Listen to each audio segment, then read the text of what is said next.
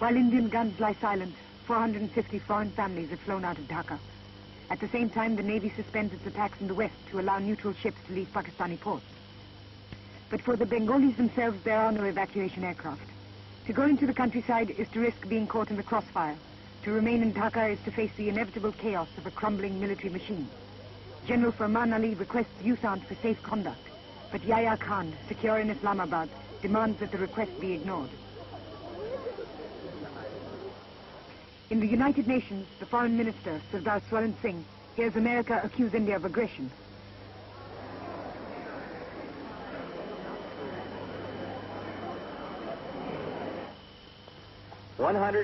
But America's moral posture seems hollow to India as the nuclear-powered 7th Fleet of the United States moves into the Bay of Bengal.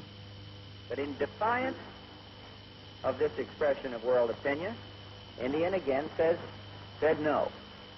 They continue to prefer the use of force to peaceful means.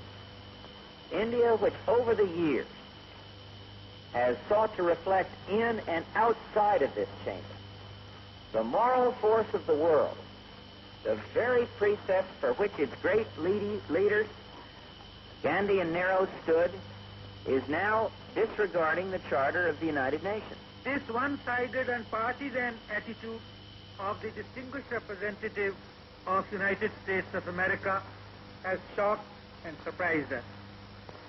The U.S. is entitled to its own opinions and interpretations. So are we. But facts are facts and must be stated. Right from the beginning of this unfortunate situation that has arisen in the subcontinent, India had been asking for a political settlement acceptable to the elected and acknowledged representatives of the people of Bangladesh. In Delhi, anti-American feeling reaches a crescendo as America cuts off economic aid to India.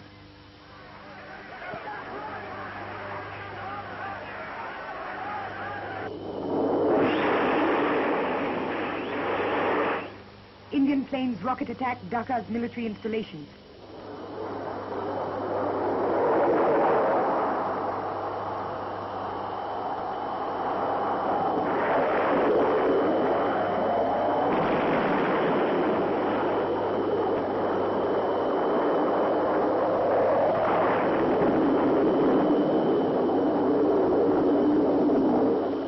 The panic-stricken governor of East Bengal resigns. An eyewitness report by a British journalist.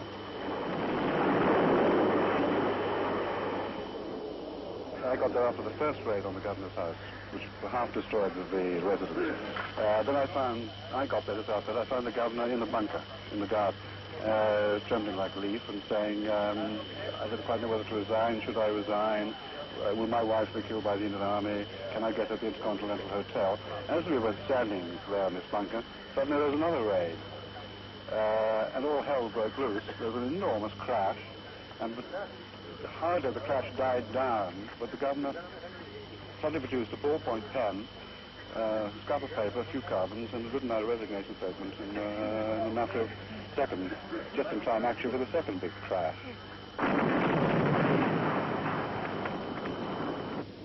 The noose around Dhaka is drawn tighter with the help of the Indian Air Force's helicopters.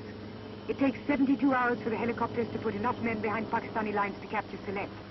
Now the choppers drop troops onto the very outskirts of Dhaka. The engineers of the Indian Army provide instant mobility by building bridges as fast as the Pakistanis can blow them up.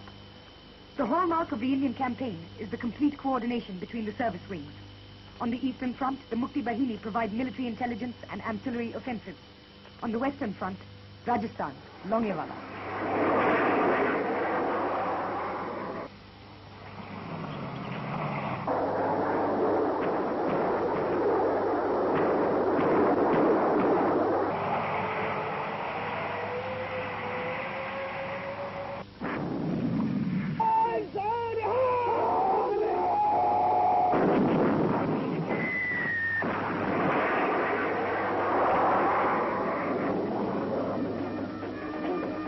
A meticulously mounted tank, air and infantry operation regains territory taken from India at the start of the hostilities.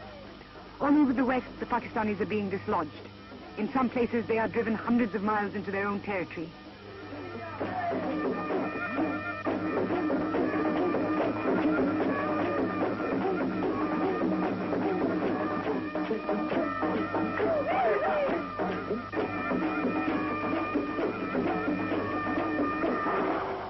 Dhaka is now within the range of the Indian artillery. General Manekshaw once again requests General Niazi of Pakistan to surrender the city before there is further and unnecessary bloodshed. But Niazi still refuses. We fight it out to the last. But a lot of men might die. It's the price of the freedom. But what freedom? Not yours. It's mine, yes, my country, Pakistan. You still consider that you stand a fighting chance Pakistan will stay, yes, inshallah it will stay. Zulfikar Ali Bhutto, now Foreign Minister of Pakistan, is also defiant. In the UN, he declares his country will fight to the end. I think it's disgraceful to my person and to my country to remain here a moment longer than necessary. But I'm not boycotting. Impose any decision. Have a treaty worse than the Treaty of Versailles. Legalize aggression. Legalize occupation. Legalize everything that has been illegal till 14th or 15th of December 1971. I will not be a party to it. We will fight. We'll go back and fight. My country hearkens for me. Why should I waste my time here in the Security Council? I will not be a party to the ignominious surrender of part of my country. You can take your Security Council. Here you are. I'm going. As the Pakistani delegation leaves the chamber, Chittagong falls to an amphibious attack. December 16th, Pakistan units begin to surrender. Amir Abdullah Khan Niazi, martial law administrator and commander of the Pakistan Eastern Command, offers unconditional surrender to General Jagjit Singh Arora, commander of the combined Indian and Mukti forces in the Eastern Theatre. General Arora flies to Dhaka to accept the surrender. Strict military protocol is observed at the racecourse, where the instrument of surrender is signed. It is 4:31 in the afternoon. 90,000 Pakistani soldiers become prisoners of war.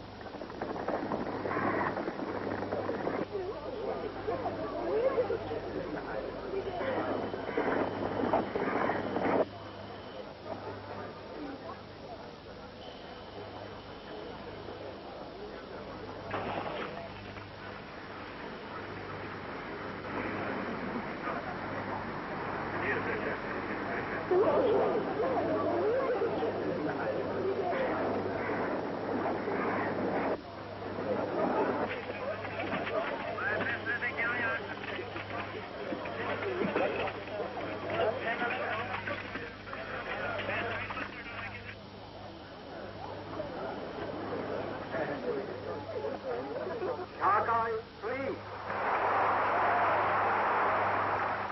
Bangladesh is free. The people of Bangladesh are free.